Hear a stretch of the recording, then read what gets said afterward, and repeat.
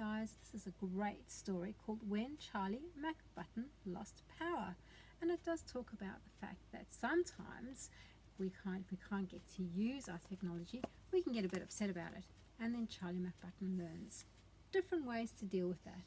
Here we go.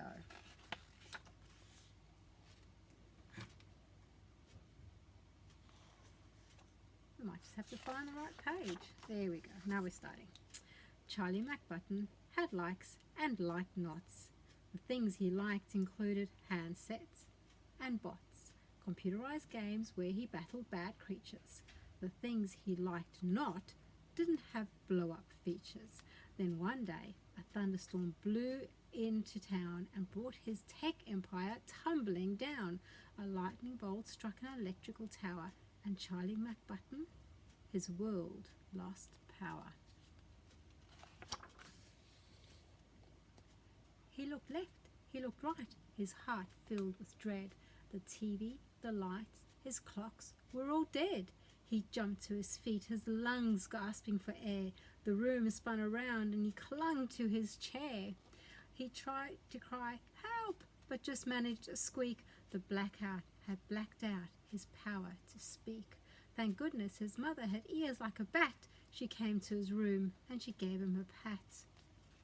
"Help!" "Oh, Charlie," she said, picking up on his fears, "the lights will come back when the bad weather clears. You'll have to find something without plugs to play. Read a book, clean your room, sing a song, model clay."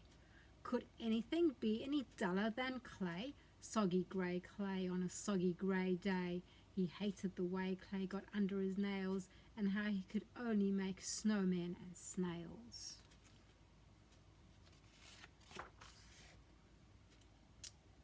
He dove for a gadget he had grown in last spring. It was handheld, undated, not much of a thing, but he clutched the old toy like his lifeline that day. Soon, it ran on one battery. The size? AAA.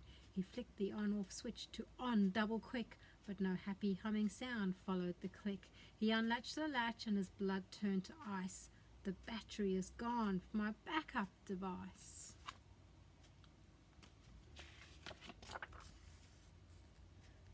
World records were soon in the 10-meter dash, so away down the hallway he flew like a flash, seeking one battery, just one AAA, that would rescue one boy from a grey day of clay. But just when his search nearly drove him insane, he ran past the bedroom of Isabel Jane. His 3-year-old sister was happily walking a doll back and forth, and the doll, it was talking.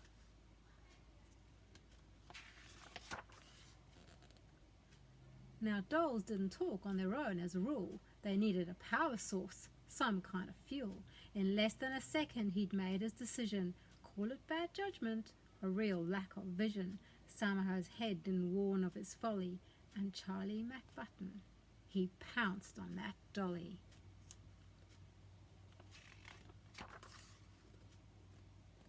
He plucked out his prize through the baby doll's dress, and Isabel Jane made a sound of distress.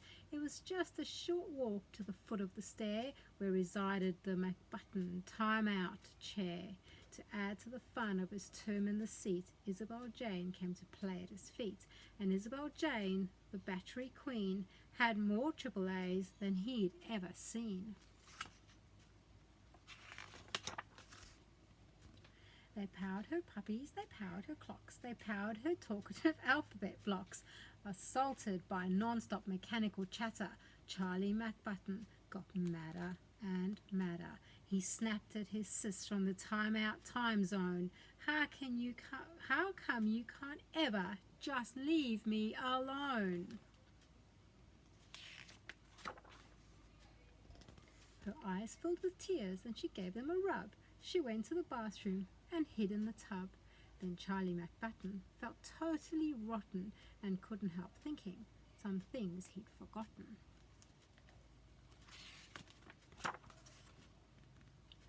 Many, he thought, for sisters that toddle.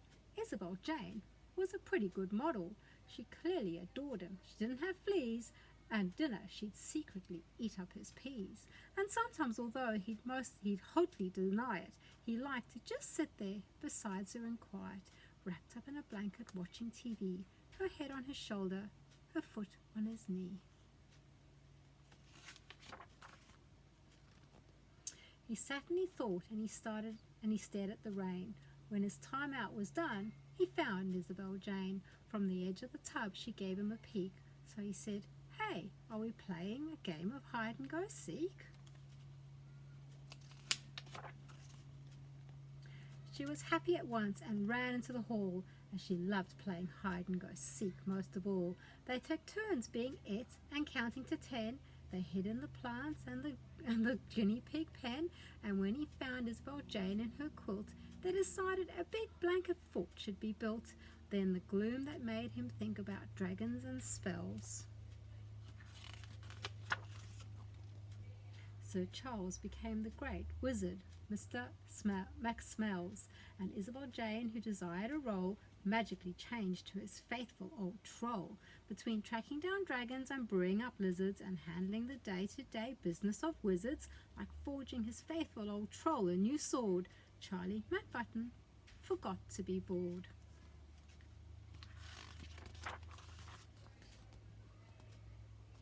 At supper they ate under real candlelight.